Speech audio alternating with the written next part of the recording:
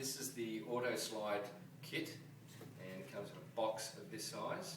I've taken all the contents out of the box and I'll go through them with you now. Here is the Velcro tester to test the door friction, moving on the door handle to make sure that the door is running freely.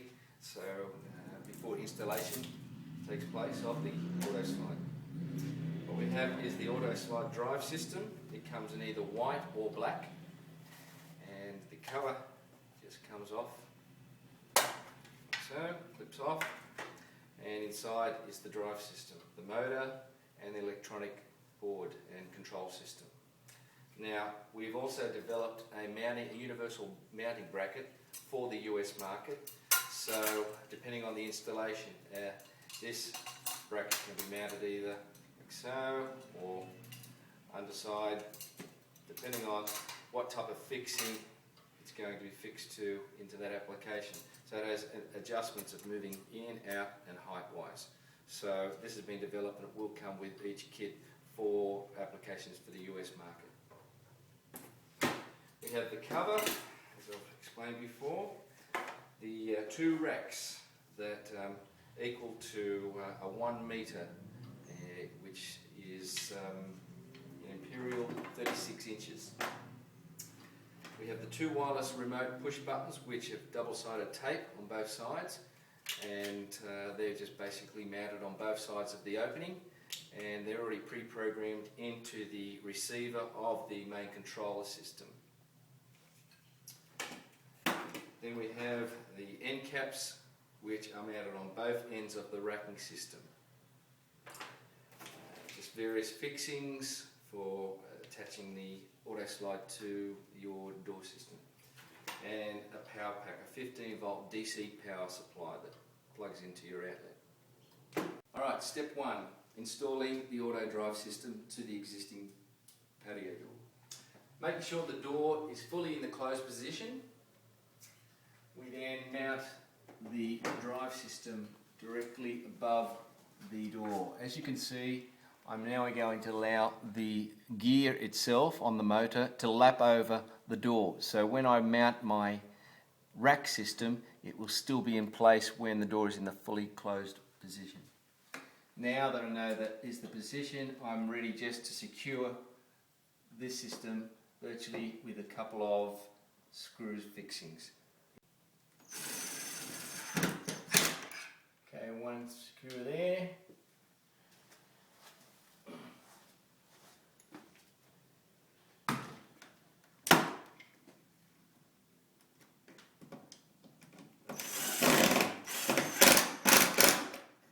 Okay, and one more fixing in the middle, and that's the fixing of the auto drive system. Part 2, assembling the rack system and also installing it. Okay, firstly it comes with two racks, as you can see, and two end covers to be mounted at both ends of the rack system. So I'll just basically show you how this sits on. You can see they just simply clip in there. And the other one to the opposite end. Now, to join the two racks, it slips in like so, and it's a dovetail joint, and it just locks in, as you can see, like that. Okay, the next step is to then mount it up against the door itself and mark where it has to be cut down. Okay, part 3. I've got the rack assembled. We're going to install it. Now, making sure the door is in the fully closed position. We then mount the racking system up against the door. Now, I have it hard against here,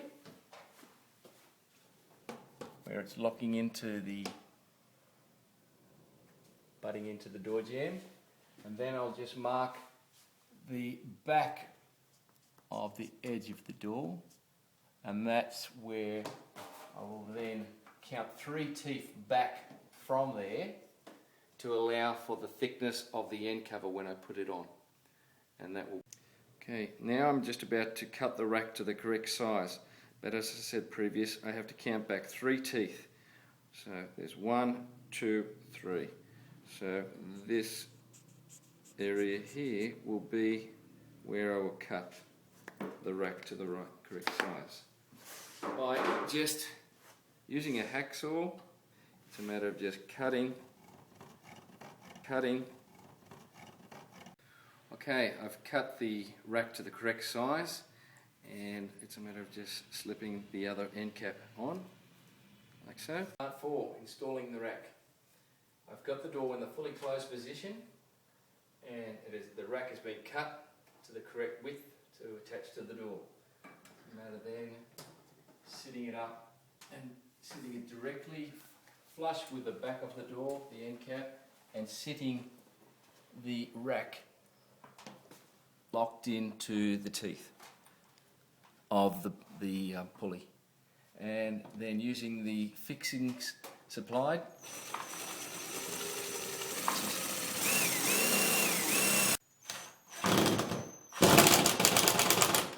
Okay, then we move the rack to the next fixing point, making sure when we do fix it, it's still locked into the gear together.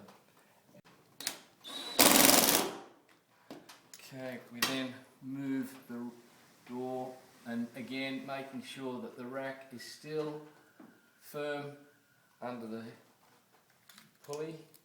Fix the final fixing. Again, holding it in there and securing in.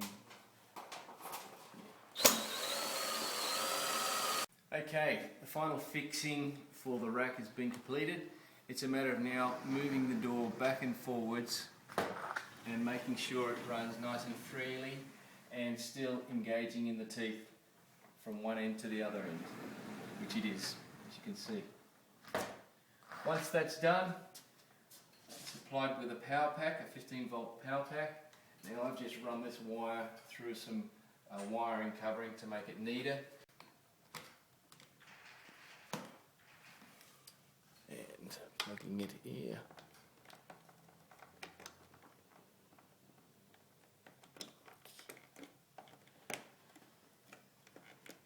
Okay, fits nice and flush there. Plugged into an outlet.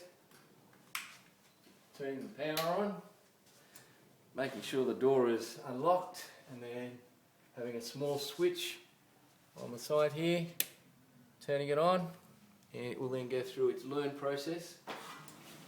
Opening and closing.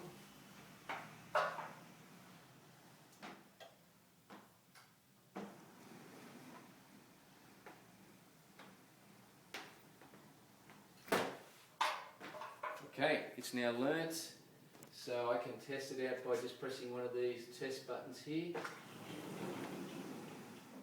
can see, and I have the adjustment here for how long I'd like the door to stay open or to close. There's a simple adjustment here, so it can automatically open and close straight away, or you can have a time lapse up to 60 seconds. The next thing is just mounting, which I've already done, but these are already the wireless push buttons mounted on both sides of the opening. They're by double-sided tape, and it's a matter of just mounting to where the customer would like to make them. I've already done this one.